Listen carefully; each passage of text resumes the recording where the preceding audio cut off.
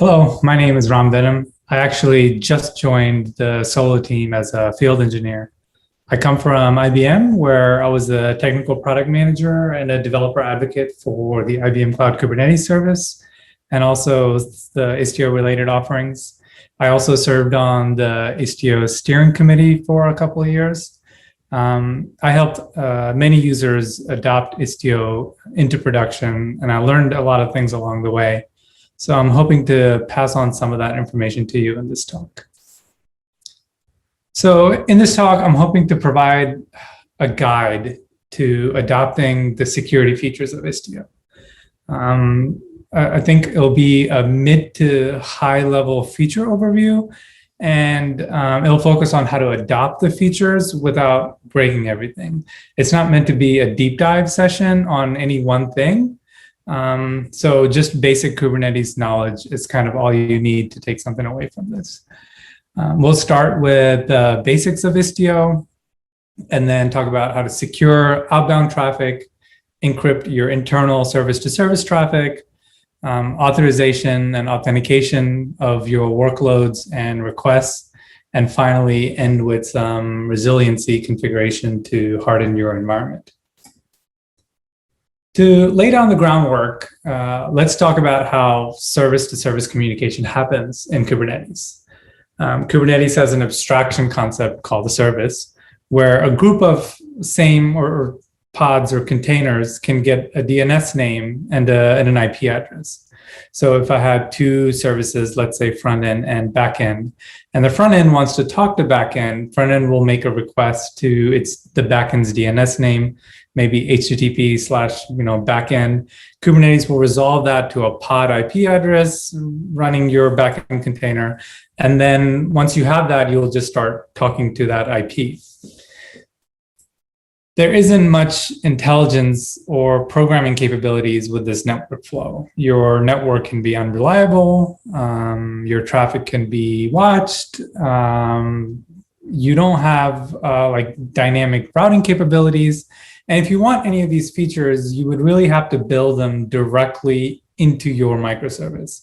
And the more features you build into your microservice, the less micro it becomes.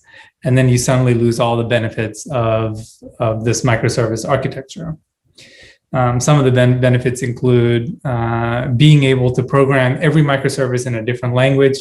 You can't do that anymore if all of your service mesh features are built using a certain library and you're tied to using that library.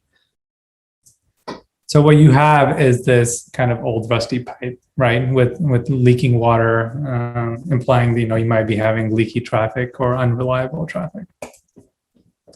So when you install Istio and enable your namespace, Istio will first automatically inject a sidecar proxy, the Envoy proxy, to run next to all of your containers. It runs as its own container, but inside the same Kubernetes pod. So these proxies are then programmed to intercept all incoming and outgoing traffic. Istio extends Kubernetes-style APIs using CRDs. So you can just create your Istio configuration the same way you would create your Kubernetes configuration and apply it to your Kubernetes API server. And Istio will take that configuration and then convert it to Envoy config and then distribute it to each one of the envoys appropriately. So whatever config that particular envoy needs, Istio will be the control plane and distribute that config. So now, if you look at our data plane traffic, now when the front end wants to talk to the back end, the Envoy sidecar will actually intercept that request and then apply any configuration you wanted and then forward it on. And the same thing happens on the backend side. The Envoy on the backend will intercept that request, apply any configuration policies, et cetera, and then forward it on to backend. And now the beauty of it is that this communication happens without any changes to your front end or your backend container. And this programmable network is called a service mesh. So you can do things like canary deployments or A/B testing, so you can roll out a new version of your application and send percentage of your traffic to it, or header-based routing to that new version. You can implement hardening features like rate limiting, circuit breaking, retries. You can inject faults into the system to see how the rest of your system behaves. You can enforce policies, get telemetry information about everything that's going on in your mesh. And last but not least, you have much more security controls. And that's what we're going to be talking about today. Okay, so here's a more detailed view of the Istio architecture. One thing to note here is that Istio also comes with ingress gateway and egress gateway, which are also envoys that Istio programs.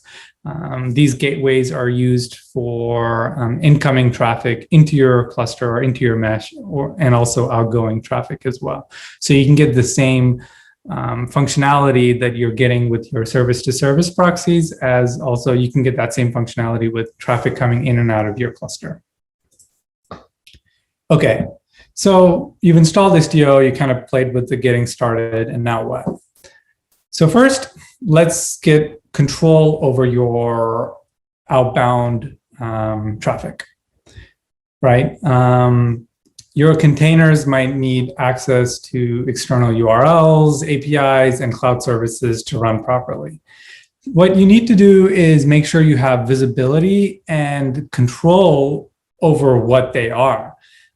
You can't know all the URLs that your application is talking to, especially if you're like a Kubernetes admin and you don't have much control over how your developers code things or what your containers need to work. And this control and visibility is required for PCI compliance. So before just locking down all outbound traffic and then waiting for your applications to break, or asking your developers to tell you all of your external dependencies, you can do your due diligence to see what they are yourself. One good way to do that is to leverage the Istio observability features. One of the extensions of Istio is Kiali. It's a service graph dashboard. And when there's active traffic, the dashboard looks at the telemetry data and then graphs its flows. So in this example, if you're seeing this line going through this pass-through cluster, this means that your application, that one container, that ratings container, is talking to some external service that Istio doesn't know about. The word pass-through cluster is the name of a generic virtual Envoy cluster that's created by Istio to capture all this outbound traffic, and you can categorize it and give metrics about it. So this is a good way to find out which one of your pods, which one of your applications is talking to an external service. So next, you want to get details about what this external service is. And for that, you can use Prometheus. With Istio, each one of the Envoy proxies exposes metrics about the traffic that's coming in and out. So if you search for these two queries, you're basically looking for destination being pass-through clusters. Then you can get this information about all the pods that are part of the mesh. So all of the containers that you have running, if they're making requests to an external service, then you'd be immediately able to see it. The top result example here is for HTTP requests, and the bottom one shows like HTTPS or TCP requests. As you can see, you can tell like which of your container is making the request, and which one of your pod is making the request, I should say, and who it's making the request to. In this example, it's making a request to http://bin.org. And in the bottom example, it's TCP, so you don't have that HTTP information, but you can still see where that request is coming from. And if you add some custom labels to your Prometheus metrics and add destination IP, you can also get that information. And to configure this, check out that blog that I'm linking to at the bottom. If you don't have like Prometheus set up, or you just want to look at your one pod, you can just enable Istio access logging. and then check logs on a per pod basis. So if you have some kind of log aggregation service, then obviously you can quickly pull the logs from all of your pods. If not, you can just run kubectl get logs, the name of your pod, and then specify the proxy container. And in this log entry, again, you can see what endpoint your application is connecting to, and then you can also see what kind of request it is, the method, and the path as well. Similarly, for HTTPS/TCP connections, you don't have that information, but you can see the IP address that it's talking to.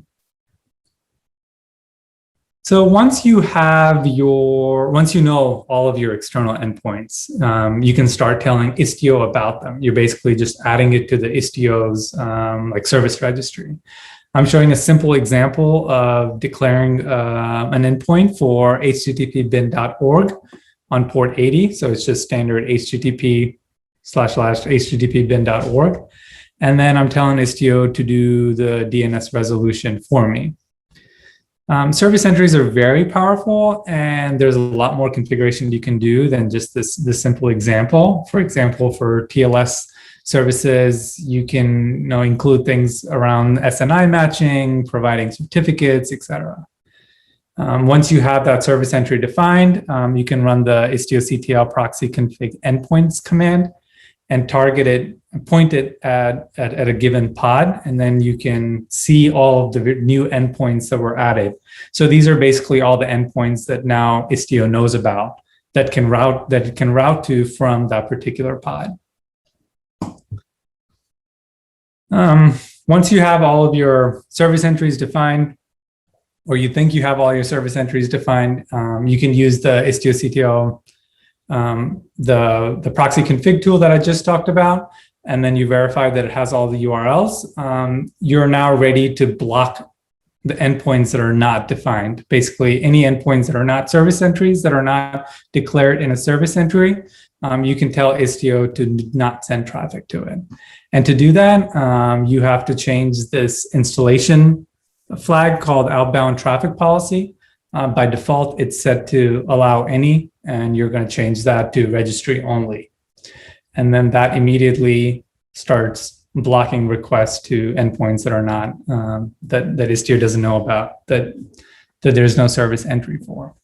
And that's it. I mean, then you look at Kiali. If you look at Kiali now, instead of pass-through cluster, all of these failed endpoint requests will be shown up as black hole cluster. Unfortunately, this isn't a true security policy that can be trusted. Envoy can only block what it's proxying. So if you're able to get around Envoy, if you're able to get around that sidecar proxy, then it can be bypassed.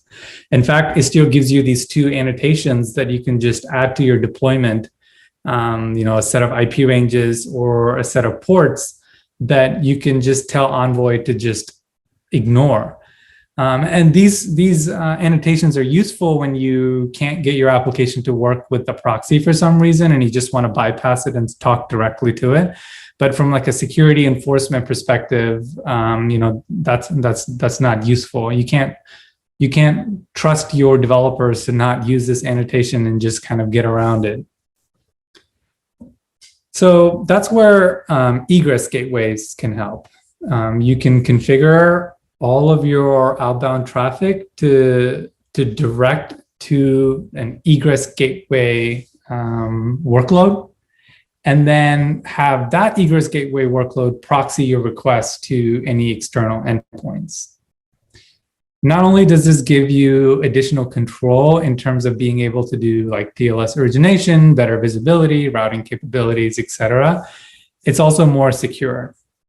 So what you can do now is you can set up network policies for your application pods on the nodes that your application pods run on, and just block them from the internet. And then your egress gateways can run on a dedicated edge node that have internet access. This type of control is a key requirement for financial applications and meeting compliance requirements. Check out the two links I have shared below. The first one talks about how to set up this egress gateway and then direct traffic from your application pod to the egress gateway, and then from the egress gateway out to the world. And then the second blog talks more about why you would want to do this, especially for compliance reasons. The next topic is around traffic encryption. So there's two main reasons to do traffic encryptions. One, protect your data against any network packet sniffing, or doing like a man-in-the-middle attack. And the second is to protect against a malicious user or an application trying to impersonate a service in order to receive traffic, to divert traffic from where it's supposed to go. Instead, it's intercepting that traffic. First thing that Istio does to help you accomplish this is to establish a strong identity for each one of your workloads. So once a workload namespace is Istio enabled, when the workload comes up, an Istio agent process that runs inside of the pod creates a private key for itself and then sends a certificate signing request to the Istio control plane. Once the Envoy starts up in that pod, it will get that certificate from the Istio agent that's signed, and then it uses this certificate as its identity. Its identity is now embedded inside of this certificate. To view basic information about this X509 certificate, you can launch the Envoy dashboard. Every pod has an Envoy, right? So you can launch the Envoy dashboard of any particular pod using Istio CTL dashboard Envoy and then the name of the pod .namespace, and then click on certs, and then you can see things like what I'm highlighting here is the spiffy identity of the workload, and this is the identity that gets encoded into the certificate. So once you have this identity and you've started onboarding some of your applications into the mesh, one awesome Istio feature is automatic mutual TLS. What that means is when one mesh workload is talking to another mesh workload, basically if they both have sidecars, Istio automatically programs the calling workload to encrypt the traffic. So it knows that there's two workloads that can do mutual TLS, so it'll start doing that. But when workloads are not part of the mesh and they're calling your workload that are part of the mesh, so basically when you're incrementally adopting it, we want to allow this connection, this plain text connection. So in order to allow this graceful adoption of Istio MTLS, by default, the policy that's set on the workload is to allow both plain text and mutual TLS.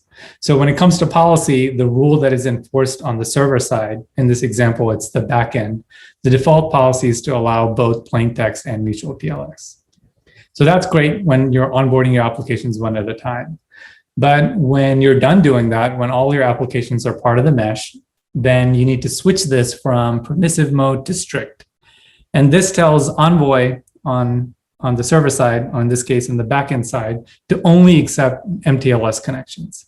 So I'm showing a simple global policy here that says I want strict mutual TLS everywhere in my mesh, but this can be done at a namespace level. It could be done per workload using selector labels, or actually even by port. You can set strict mutual policy for a particular workload, except a particular port, which you can deny.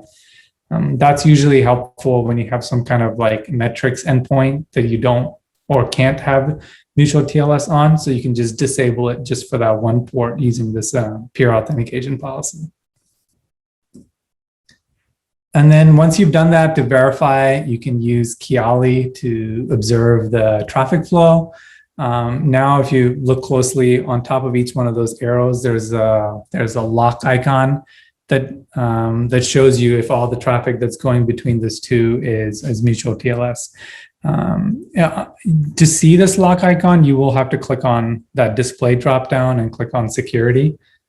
And then once you see the lock icon, you should be able to click on the arrow or the icon and then get more information about the calling and then where the workload is being called to. You can also use Envoy access logging to verify whether the request is encrypted or it's using TLS. Unfortunately, the default Envoy access log format does not show this information, but you can modify the format to include the downstream TLS version property. Keep in mind that in Envoy terminology, downstream is where your traffic is coming from, and upstream is where your traffic is going to from the Envoy perspective. So in this example, it's showing that the request with TLS 1.2 is coming in for the /reviews path. Another way you can check to see if it's using a mutual TLS is to check for the listeners on the proxy. So if you use istioctl proxy config listener command and point it at a particular pod, you can see what network locations the Envoy is exposing to its downstream clients. So when you have permissive mode, the top example, you can see that it's listening for TLS, plain text, and raw buffer traffic on port 9080. But when you have strict mode enabled, it's only listening on TLS as shown in the bottom example. The reason why I'm giving you all these different ways to check your configuration is because in my experience, teams need to prove to their auditors that their system is set up properly and that they're compliant. The main reason I've seen that people are adopting Istio is to reach this compliance requirement. So, being able to prove that they've met that requirement is very important. So they need multiple ways of kind of showing this data. There are actually plenty of other ways using metrics, et cetera, that you can confirm that all your traffic is in fact encrypted. So next, let's talk about controlling workload access, meaning you want to lock down your service-to-service communication. So if we take this simple e-commerce example, where you have your UI application that makes a GET request to your catalog, and then your catalog makes a GET request to the database to check to see how many items are in stock, the inventory, for example. And then when somebody buys something, the UI makes a POST request to orders, and then the orders makes a PUT request to the database to update the inventory once the transaction goes through. So this is highly simplified, but that's kind of like the traffic flow that you would expect. But let's say your UI is compromised for some reason. You don't want it to make a PUT request to your catalog and start modifying things. And you definitely don't want the UI to make any kind of requests to the database directly. So this is what I mean by workload access lockdown. And that's where authorization policies come into play. These policies are applied on the server workload. So in this case, it would be the database service. And they operate on a layer 7 level, meaning that they can introspect the request. They can understand that it's an HTTP request. They can introspect it and they can make decisions based on the contents of that request. And they're pretty straightforward. You can specify the workload that you want to apply this particular authorization policy to by using selector labels. You can make allow and deny policies. By default, everything is allowed, but if you have an allow policy on a particular workload and it matches, then it only allows those requests. And if there's a deny policies that match, then obviously it doesn't allow that traffic. It's intuitive once you start using it. You can optionally specify a from to declare where that request is coming from if you want to filter it down to that level. And then in the to, you specify what operations are allowed, the HTTP method that's allowed, the path that's allowed. And kind of what's not shown in this example is that you can also specify additional conditions using a when property. It's a very flexible and powerful API. You can also target your ingress and egress gateway workloads. You can do restrictions based on IP blocks and ports and so much more. It's very flexible, very powerful. It's a great way to lock down your workload access. Again, when you're starting to write your authorization policies, to know what policies to write, you can leverage your access logs. Access logs show information about traffic coming in as well as going out. So in this example, we're showing that traffic is coming in on an inbound request. You can see the IP address that it's coming in on. It's making a post request to the /review, so you can see the method and the path. So you can use these access log entries to start building out your authorization policies. The top log entry is for inbound requests. The bottom log entry is for outbound.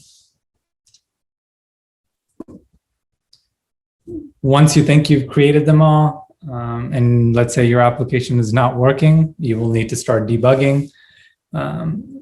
One easy check to see if it's your authorization policies that's causing your application to break is to look at the response body. If you're seeing RBAC access denied, as I'm shown in the first screenshot here, then it's most likely an authorization policy that's blocking it.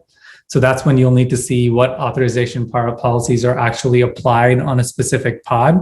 So you can use the Istio CTL experimental auth check command to point it at a specific pod, and then get information about exactly what authorization policies are applied onto that pod. Again, if it matches any deny policies, then it'll instantly reject that request. Or if it doesn't match any allow policy, your request will be denied. And if it does get denied due to an authorization policy, then a log entry, an access log entry similar to the one I've shown below is shown.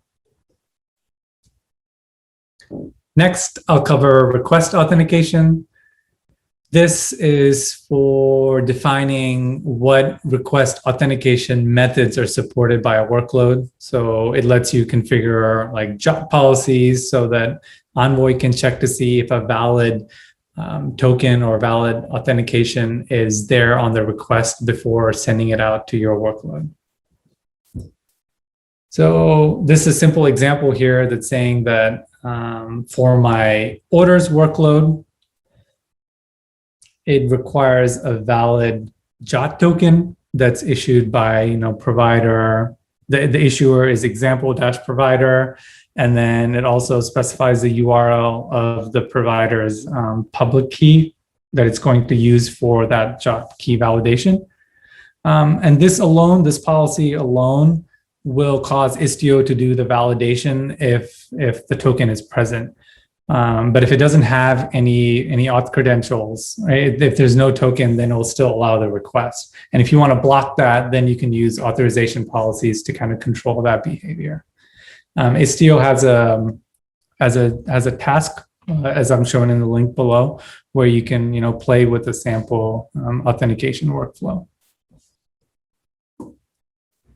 The last topic I want to conclude with is application resilience. It's not exactly categorized as a security feature, but having a robust environment that can't be broken down due to a denial of service attack or other misuse is important for security. The three things that you should look into are timeouts, circuit breaking, and rate limiting.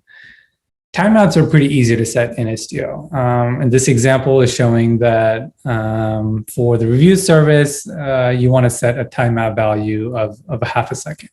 See, it's very straightforward. And timeouts are important in order to avoid like cascading failures in your microservices. To test it out, you can leverage Istio's fault injection features to test that your timeouts are working properly. For next is circuit breaking. Circuit breaking is a little more complicated to configure properly because it really kind of depends on like what your application can handle. So you need a better understanding of like what kind of requests your application is expecting to receive, how long each request is going to take, what is a valid error, how many times an error can happen before you declare that the service should be taken out of rotation. So you need to understand your application a little bit more before you can start writing good circuit breaking policies. But when you do, you can set things like maximum number of connections, maximum pending requests, requests per connections, number of consecutive errors before taking out of, before marking it as unhealthy and ejecting it, how long before bringing it back into rotation, things like that.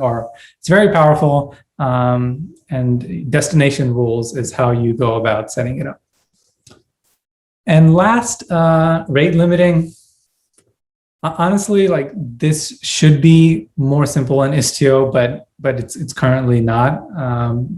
It's because Istio has been refactored a few times, and with the loss of the mixer component, it's still trying to figure out the best way to solve rate limiting problem without writing hundreds of lines of config.